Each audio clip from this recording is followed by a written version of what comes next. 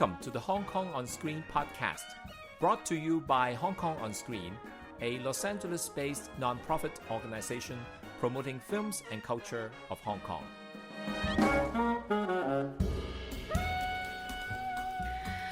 好，各位聽眾翻嚟呢個 Hong Kong On Screen 嘅 podcast， 咁今日咧就有啲特別嘅，我就先嚟咗個開場白，之後咧我就會放一個聲帶咧，其實就係由Hong Kong On Screen 呢個 podcast 咧同影意志嘅 podcast 咧一齊聯播嘅，因為咧就嚟緊呢個6月14號開始，連續3個星期六咧喺洛杉磯咧，我哋都係會放由影意志主辦嘅2025年香港獨立短片獎嘅入圍作品展，咁就一共有12部作品入圍嘅，咁但係咧我哋今次展映咧就總共11部作品。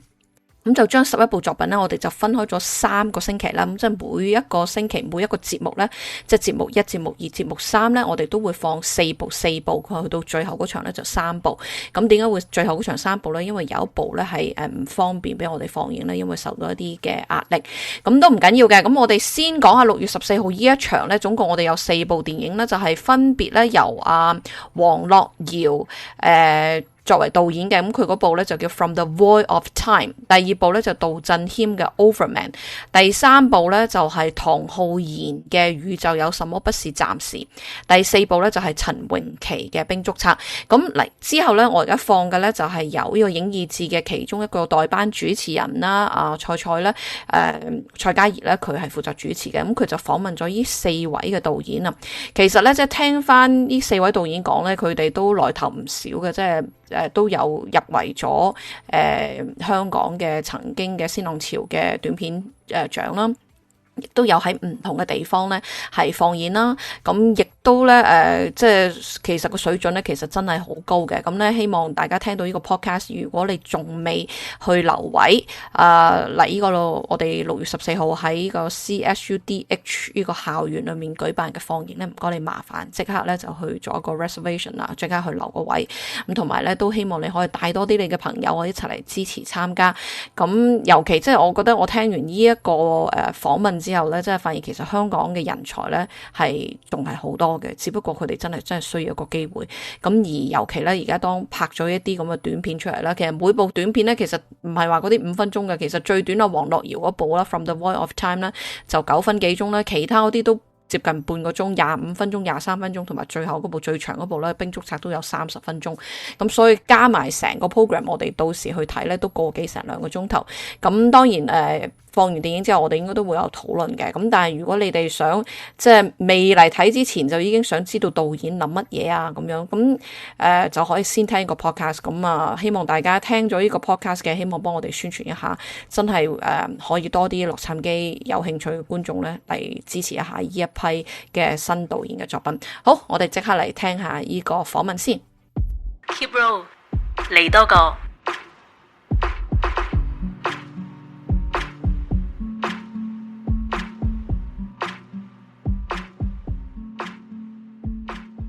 好，大家好，咁又嚟到 Keep Roll 嚟多個嘅節目嘅時間啦。咁今日咧就唔係崔運順把聲啦，咁就改由代工由我啦蔡嘉怡主持呢一個 podcast 嘅節目嘅。咁因為咧我哋嚟緊1連3集咧都會有影意志獨立短片獎嘅入圍作品5地聯展嘅呢一個特別嘅訪問嘅節目嘅，咁1年有3集。咁而呢個節目咧，亦都會同 LA 嗰邊嘅 Hong Kong On Screen 嘅 podcast 節目咧係 crossover 去一齊播嘅。咁所以喺 Keep Roll 嚟多個聽完就可以跟住就喺 LA 嘅朋友咧都會聽到 Hong Kong On Screen 播出我哋呢一個系列嘅訪問嘅。咁就會訪問11位嘅其實本來應該有12位嘅，咁但係由於星星之火不可燎原嘅導演退出咗嘅個放映啦，咁而佢亦都唔係太方便接受訪問啦，咁所以咧我哋就有11位導演咧就會分喺呢3集裏邊咧喺3個放映嘅 program 入邊咧就接受我訪問嘅，咁啊講下佢哋嘅創作嘅心路歷程咁樣啦。咁好啦，咁我先嚟介紹今日咧第1集咧嘅特輯咧，我哋就係先請嚟咗4位嘅導演咧，就係嚟緊6月7號同埋6月22號，分別係6月7號嘅1點半同埋6月22號嘅4點10分咧，將會喺台灣嘅國家電影及視聽文化中心嗰度咧就放映2場嘅。咁喺 Program A 短片 A 嘅導演咧，就分別有4部嘅入圍嘅短片啦，就係 From the Void of Time 嘅黃樂瑤導演。Hello， 你好。Hello。咁跟住咧就有 Overman 嘅導演杜振謙導演。你好。Hello。係，仲有咧就係宇宙有什麼不是暫時嘅唐浩然導演。你好。你好啊，你好。係，咁仲有咧就係兵捉賊嘅導演陳詠琪嘅。Hello， 大家好。咁4位第一次喺經過咗由舊年年尾啦收你哋嘅作品到而家咧，終於都見到幾部入圍嘅短片嘅導演嘅真面目啦，係咁聽到佢把新聲啦。咁想首先咧就介紹下4部電影嘅簡單嘅一個背景先啦。咁 From the Void of Time 咧就係一個屬於比較係實驗性，亦都有一啲紀錄成分嘅一個好似個人嘅紀錄片嘅短片嘅作品啦。咁而 Overman 咧就係結集咗劇情啦、動畫啦，有一啲超現實嘅元素嘅一個短片啦。咁而宇宙有什麼不是暫時咧，就係一個劇情嘅短片嚟嘅。咁但係其實佢入邊咧都有一啲係個處理手法咧都係比較寫實嘅方法嘅。咁而兵捉賊咧就係即係一個相當劇情嘅短片，有一班小朋友去做演員嘅。咁好啦，我首先咧就想請下黃樂瑤導演咧，你介紹下你自己嗰個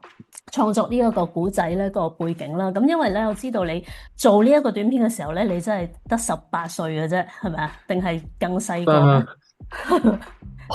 我做呢個作品嘅時候係20歲。20歲。咁因為咧，我知道呢個係你個畢業作品啦。咁佢嘅畢業作品係相當沉重嘅呢個主題。咁而之前其實呢個短片都係入圍過 IFA 啦。咁但係當時入圍之前咧，都要即係經歷過幾番嘅一啲嘅考驗咧，先至能夠成功咧喺呢個香港嘅大銀幕嗰度放映嘅。咁不如你講下其實個創作本身嗰個目的俾大家聽下。其實當時主要係因為2019年坐完監出嚟啦，跟住之後喺同入面識到嘅朋友一齊經歷咗好多一啲好珍貴嘅回憶，同埋一啲好珍貴嘅記憶。但係真係因為嗰陣都係啱啱出嚟，然後就好快趕住要畢業啦，跟住就係覺得啲嘢好似未係好消化得晒，咁就係有一個狀態就係即係因為入面嘅世界同外面實在太唔一樣，然後即係入面嘅記憶開始慢慢有啲細節開始越嚟越唔會記得咁樣，於是乎就好想喺仲記得，即係喺記憶入面做溫度嘅時候，就拍佢出嚟咯。一陣再詳細啲講下個戲啦。咁跟住咧，我就想問下 Overman 嘅導演啦。原來第一次見你個人咧，即係即係我幾升到嗰個戲入邊嗰啲 characters 而家係咁我都係尋日先驗嘅啫個頭。係幾靚啊！演得佢本身都曾經參加過喺香港參加另外一個嘅短片創作比賽，咁都有一個幾多嘅關注咁樣嘅。因為咧你入邊咧，我覺得嗰個處理啊好成熟啊，即係喺製作上啊嗰啲美術嘅用色啊，加上你本身係劇情加埋有啲動畫啦，即係我係覺得一個咁短篇幅咧，你可以做到佢咁豐富，咁嗰啲人物又多啦，又嗰啲美術又咁精緻啦。雖然我知道你嗰個短片嗰個funding係有啲錢嘅，咁但係都有限嘅啫。咁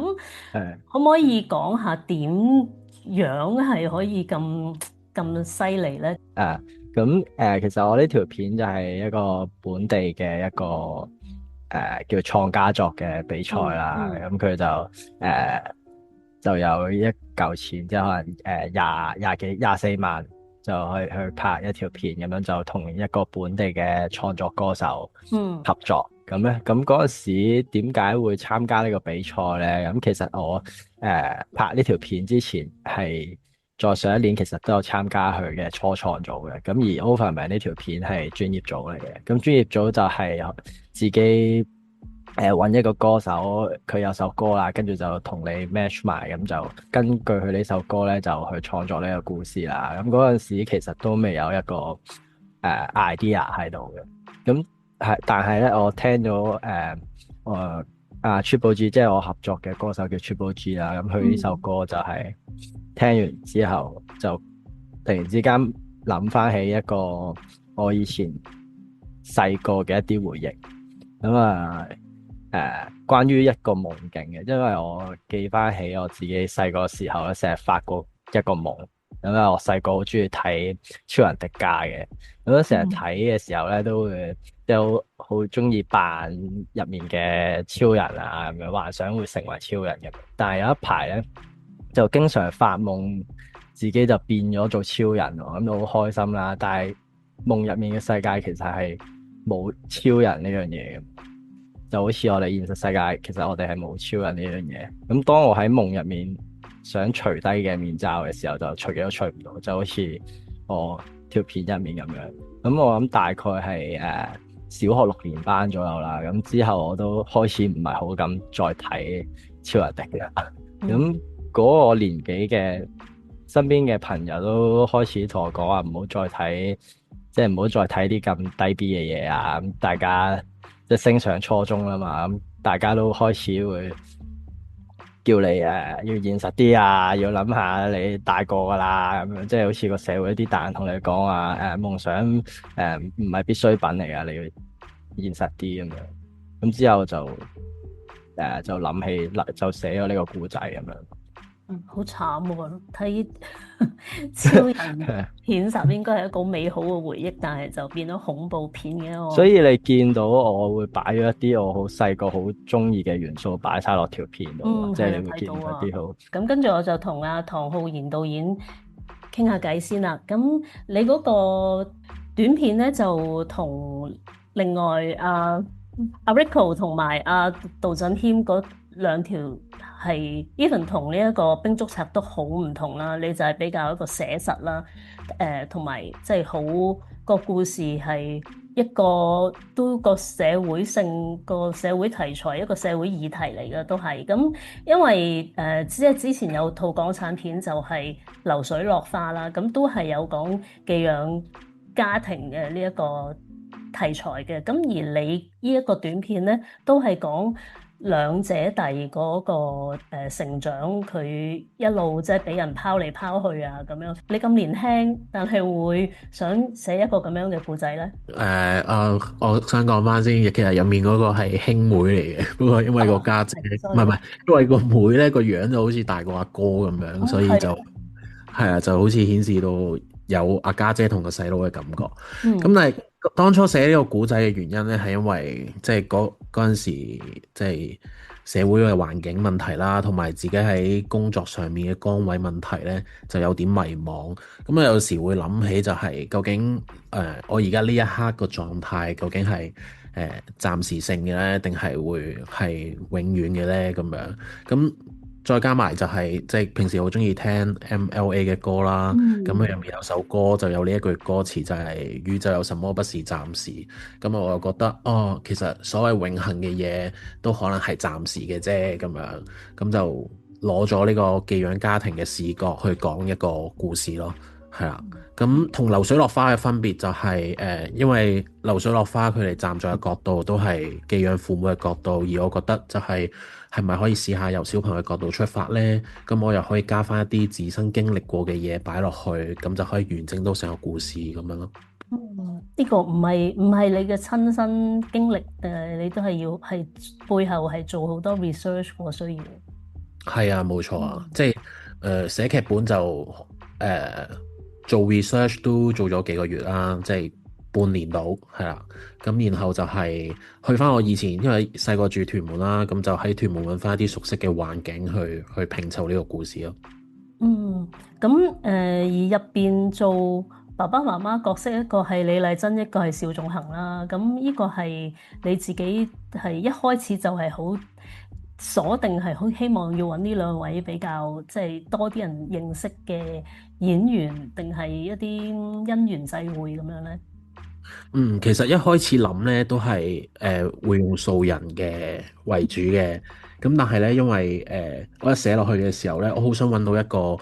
樣外表係好嚴肅嘅，但係其實實際上佢係一個好溫軟嘅一個寄養姨姨。咁但係唔知點解腦海裏第一下諗嘅就係會諗到李麗珍小姐啦，咁所以我就膽粗粗啦，因為呢一個 project 係鮮浪潮啱啱上一屆鮮浪潮嘅一個參賽作品啦，咁所以我就膽粗粗攞埋鮮浪潮個名就去問佢肯唔肯做呢部戲啊咁樣。咁啊，再加埋咧就係因為以前細個都中意睇電視劇啊，咁啊大時代其實入面我覺得有對苦命鴛鴦就係李麗珍同埋鄭仲恒，係咁我就想睇下如果喺第二個即係喺第二套戲第二個時空佢哋再續前緣嘅話，我覺得都幾得意幾有趣，所以我就攞咗佢哋兩個嚟做呢一套戲嘅寄養姨姨同埋叔叔咁咯。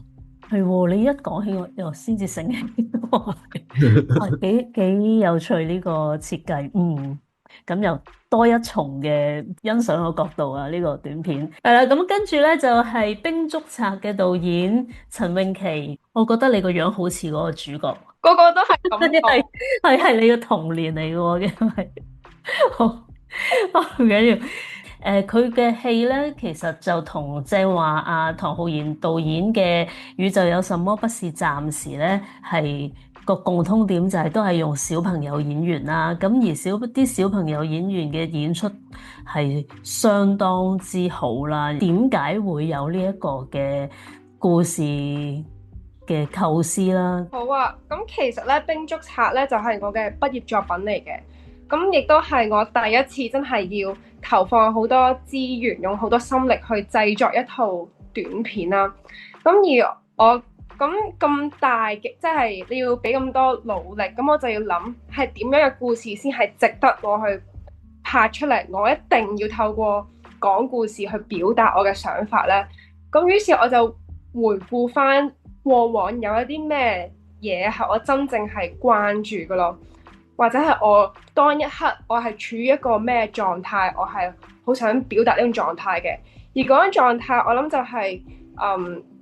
我由細個係一個好追求大人認同，喺一啲傳統學校好循規蹈矩咁樣生活嘅一個學生，由小學去到中學去到大學都係好，即係都係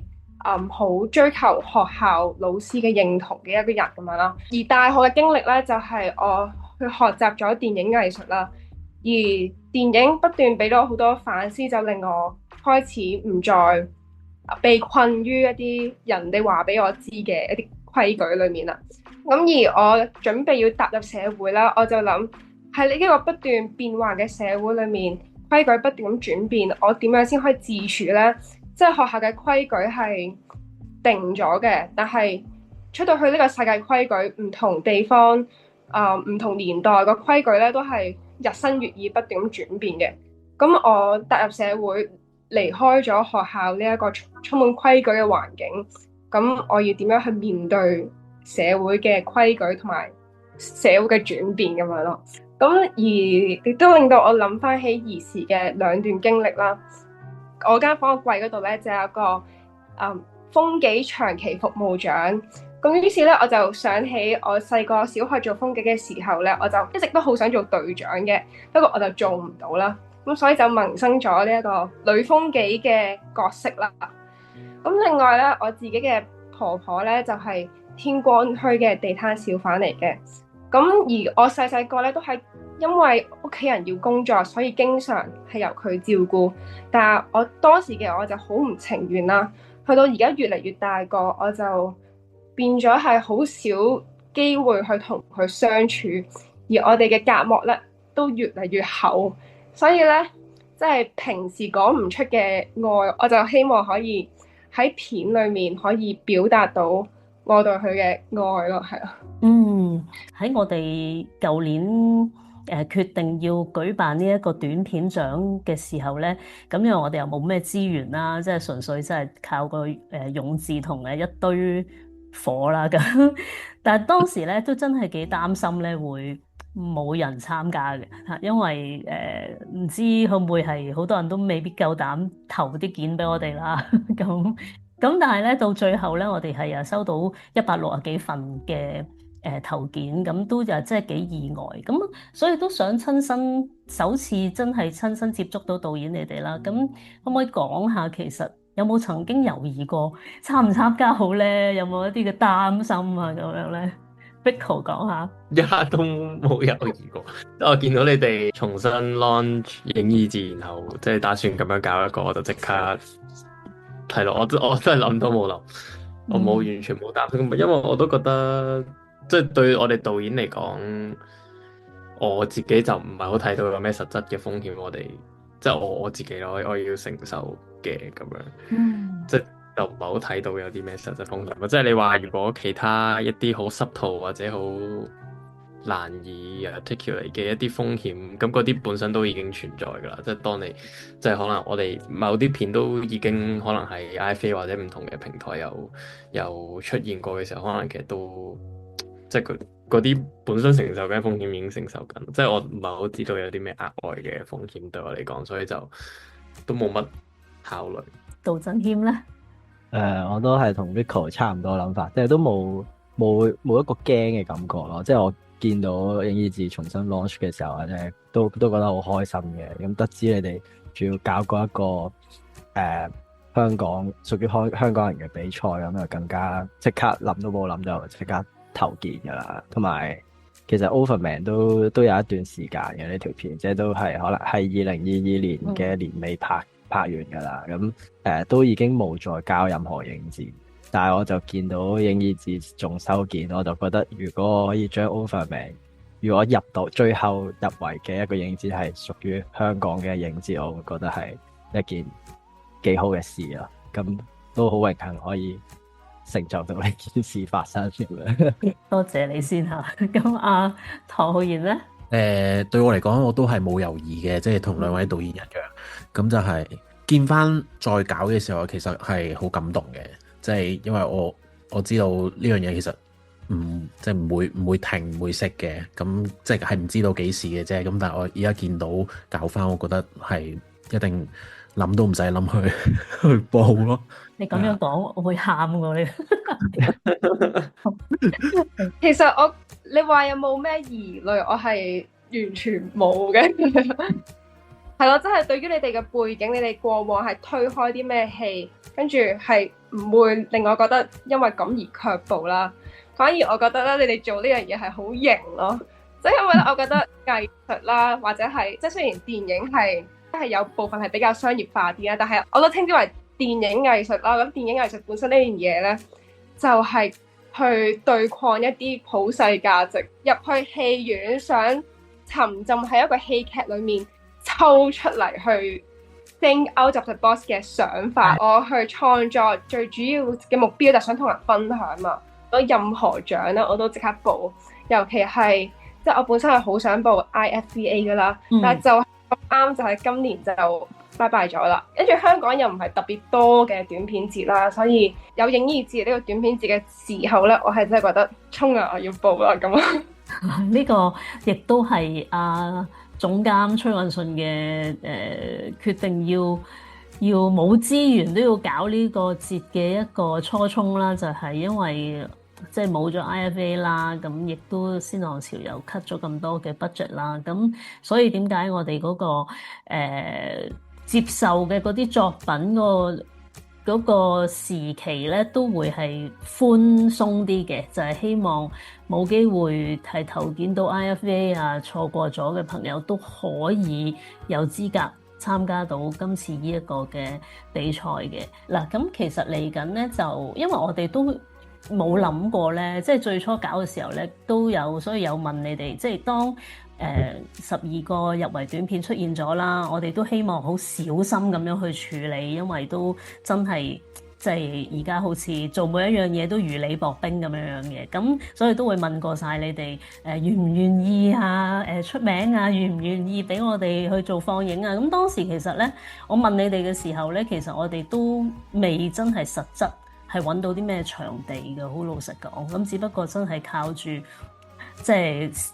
乜都試下啦，咁就揸住呢12條片咧，就去喺台灣即刻去問一啲嘅場地合作啦。咁就真係好意外地都好順利就可以得到國影中心嘅支持，即刻就俾咗期我哋喺6月係成就呢一個放映啦。咁而亦都好意外咧，就係來自美國啦、加拿大啦、英國啦，咁就自動係即係嚟聯絡我哋話都好想放映。咁呢個都真係一個好係我哋意料之外嘅一啲嘅反應嚟嘅。咁或者可唔可以講下咧？你哋對期望6月份喺唔同地方，即係你哋身處香港啦，或者 Rico 而家就喺英國啦，可唔可以講下你哋對觀眾有咩期望？會響我就唔知，但係我即係我好希望係可以喺即係3個 program，即係可以係留喺大家嘅即係觀眾每個人 internal 嘅心入面都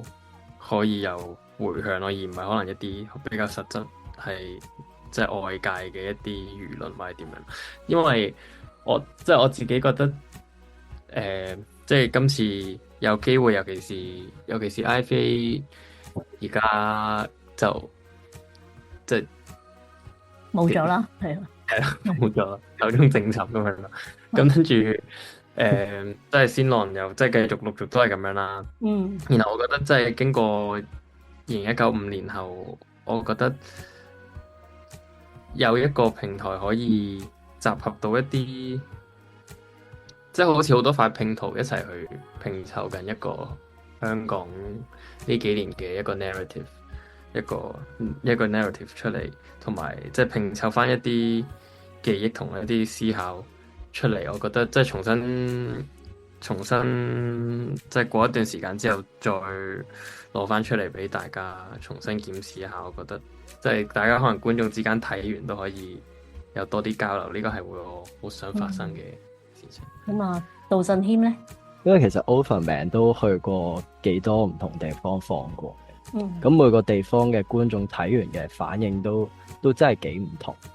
即係因為我 Overman 入面有好多可能係我哋香港嘅一啲人嘅集體回憶啦。咁而當我哋呢啲集體回憶去到人哋嘅國家嘅時候放映咧，咁其實未必一定會有共情，即可能。即係其實我條片有去過上海國際電影節播過啦，咁其實可能中國人係唔會有嗰種共情喺度，即係可能佢哋會覺得點解會咁樣啊？即係唔會咁樣噶喎，即係佢哋會咁樣。今年去咗印尼播，咁印尼嘅人咧佢哋就好中意 Overman 呢條片。依家可以去咁多地方度播，我都幾想知道每個國家嘅人睇 Overman 會有啲咩感覺咯。即係我覺得呢一樣嘢係都幾新鮮嘅，即係係咯。唐浩然咧，咁因為先浪潮都應該喺唔同嘅地方播放過啦。咁但係今次你譬如對今次個放映會唔會有啲乜嘢嘅期望咧，或者有啲乜嘢嘅想法咧？我嘅期望嘅就係首先可以再多啲香港人喺唔同嘅地方繼續可以睇到香港嘅作品啦。因為其實離山係暫時啦，即係講翻我個故仔入面嘅嘢，咁就我覺得呢個係一個好好嘅機會，同一個係一個好好嘅機會，可以再次聚集翻一班香港人去繼續留意香港唔同創作人嘅作品啦。同埋我 expectation 就係，其實我因為我都有睇咗各位導演嘅作品啦，我每一條都好睇咗2次同3次以上咁樣嘅，即係我真係好中意。其實香港有好多好叻嘅創作人，無奈嘅就係而家我哋有啲嘢，我哋唔知道應唔應該講，我哋會俾好多嘢限制咗自己咁樣。咁但係我相信喺海外嘅機會，我哋即係我哋會有一個更大嘅地方可以講到自己想講嘅嘢咯。好，咁陳詠琪導演呢？件事係非常之有意義咯，即係因為近年咧就係移民潮嘛，咁有好多香港人都去咗唔同嘅地方移民咁樣啦，去將香港一啲文化、一啲創作者嘅精神同埋想法去同外國嘅人去分享啦。我覺得呢件事係好有意義咯，即係以往可能一啲嘅放映最主要嗰個地點都係喺香港啦，但係而家就係喺各地都有。咁我覺得呢一個 screening 係好對我同埋對其他影片嚟講，相信都係好有意義。好啦，咁最後呢部分咧，我就想大家咧用大約1分鐘時間，好快嘅啫，因為你哋之前都有睇咗對方嘅戲啊嘛，可唔可以揀一部你好深刻嘅講下對方咧 ？Rico 先揀一部，其實 hit 得我最厲害係兵捉賊嘅一部作品咯。佢點樣 place 嗰個即係體制內外嘅一啲正義啦、規條規範啦，我覺得佢即係做到一個好有層次嘅一個思考出嚟，即係究竟乜嘢先係正義，乜嘢先係，同埋佢好多即係佢美學上都好多用到 visual， 用到影像嚟推進到嘅敘事啦。例如係喺即係操場上大家 freeze 嘅一啲 moment 啦，例如係佢宣誓嘅一啲嗰個 wide shot 啦，例如係佢同婆婆匿喺暗角入面去躲避警察嘅時候嘅嗰啲 moment，佢都好多時候都好利用到影像去幫助到個故事，然後我好深刻呢一部片就係。咁杜振謙咧？我自己就幾欣賞《兵捉賊》呢部戲嘅，咁我知道佢係一部學生作品啦，但係無論喺題材上或者手法上，我都覺得係好成熟。而另一方面啦，咁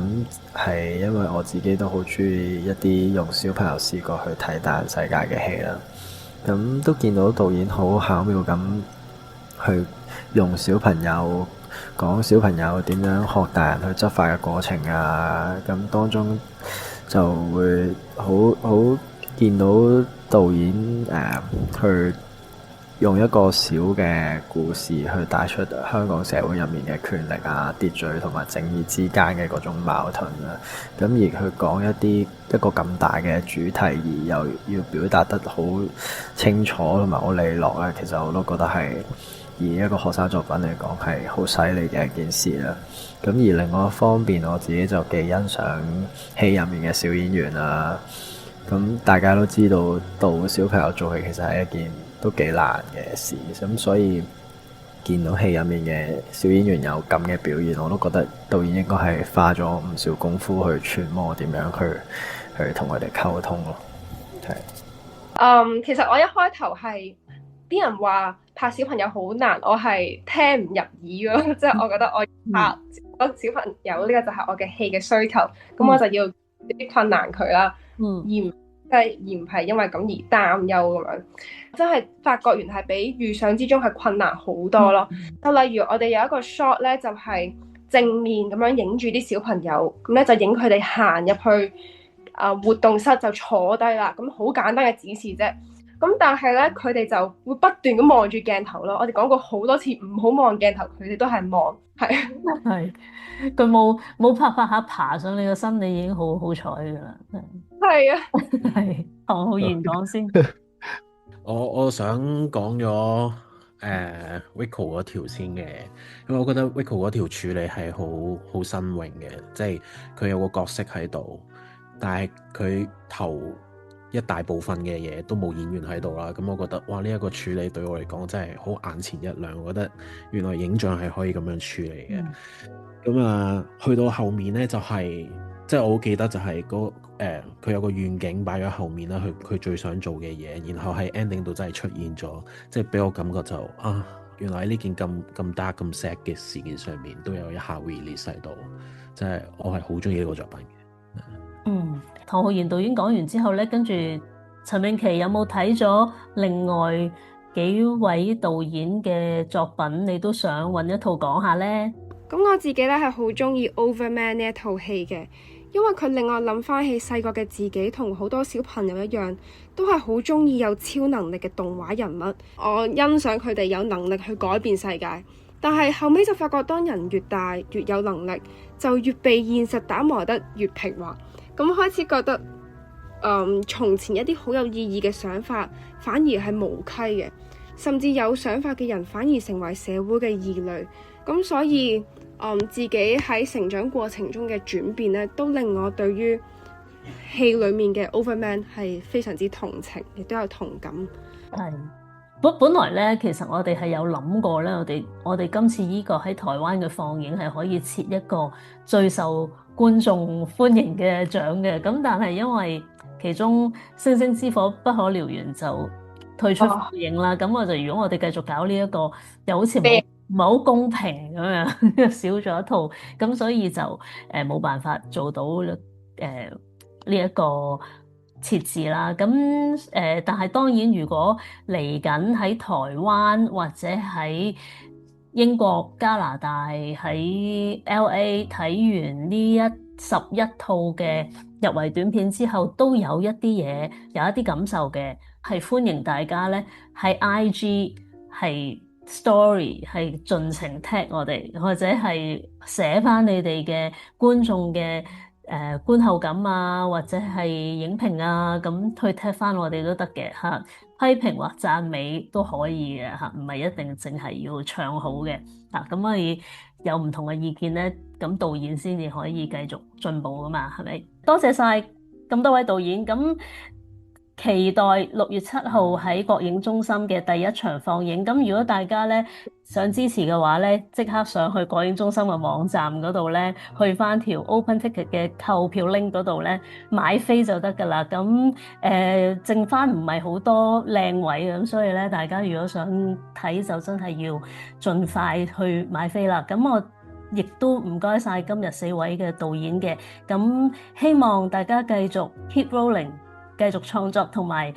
等6月29號呢一個頒獎嘅日子。咁希望就算有冇獎都好咧，都係大家總之繼續拍，繼續 keep rolling， 加油！多謝晒，拜拜。多謝，拜拜。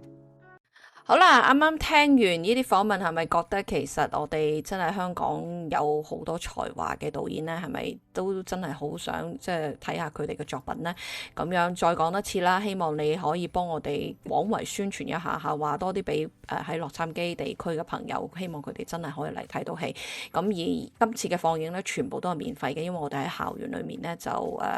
即係免費放映啦，咁但係我哋亦都唔可以收入場費啊。咁亦都希望咧，即係如果你真係嚟唔到，但係你又想支持咧，其實我哋都歡迎你係可以去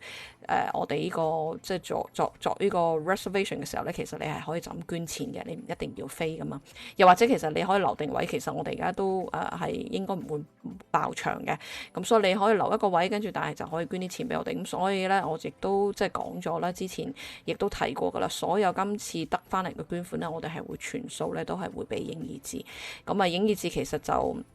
已經有少少宣佈啦，就話可能佢哋即係嘅資金咧，亦都只係足夠辦1屆啦，就唔可能有第2屆啦。咁啊，但係我希望我哋海外嘅朋友咧，可以多啲支持嘅話咧，咁如果我哋可以幫佢籌到多啲款項嘅話咧，希望佢哋可以辦到第2屆。因為咧，你聽完個訪問都知啦，即係其實呢啲導演咧，其實都係聽到影意志之後咧，諗都唔諗咧，就即刻交片俾影意志。咁證明佢哋即係之前由1997年開始喺香港做嘅嘢咧，係得到好多人認同嘅，亦都係好多真係電影人咧係識得佢哋，亦都係想繼續支持佢哋。即係即使知道佢哋而家喺香港已經解散咗啦，但係都喺台灣咧都繼續努力。咁所以希望大家聽眾可以支持啦嚇，最緊要就係幫我多啲話俾人聽，希望多啲人嚟睇戲。咁如果你嚟唔到睇戲嘅，我哋都歡迎你可以捐錢俾我哋去支持影意志。好，今日係講咁多先，希望我哋下一集下一集咧，其實我哋係會再有第二個星期嘅 program 嘅導演咧係會接受訪問嘅。咁希望你繼續可以留意我哋 Hong Kong On Screen 嘅所有 social media，同埋繼續聽我哋嘅 podcast。好多謝晒大家，拜拜。